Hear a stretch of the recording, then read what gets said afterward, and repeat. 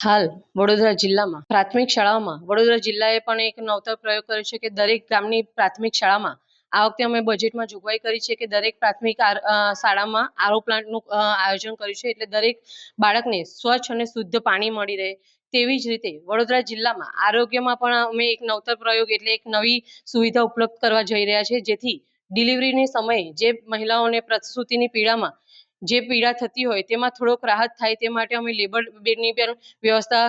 કરી રહ્યા છીએ અને હાલ થોડાક સમયમાં એનું લોકાર્પણ પણ કરીશું કે જેથી ડિલિવરી સમયે જે બહેનોને તકલીફ થતી હોય એ આ લેબર બેડના ઉપયોગથી એમને થોડીક રાહત મળશે. વડોદરા જિલ્લામાં વડોદરા શહેરમાં હાલ જે વિચારણા થઈ રહી છે જેથી પ્લાસ્ટિક મુક્ત વડોદરા થાય અને કાગળની બેગનો ઉપયોગ લોકો કરે તે માટે જે વિચારણા કરવાની આવી છે એ ખૂબ જ સરાહનીય કામ છે.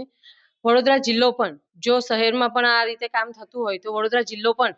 એવા સારા કામ માટે હંમેશા પ્રયત્નશીલ છે. તો અમે પણ વડોદરા જિલ્લાવાસીઓ પણ આવી જ કંઈક નવીનતર પ્રયોગ જો એને પ્રતિભાવ સારો મળતો હશે તો જિલ્લામાં પણ અનુકરણ કરવામાં આવશે અને એ રીતે આગળ સ્વચ્છ ભારત મિશન અંતર્ગત પ્લાસ્ટિક મુક્ત ભારત અને પ્લાસ્ટિક મુક્ત વડોદરા કરવા માટે અમે પણ વડોદરા જિલ્લો પણ વિચારણામાં છે.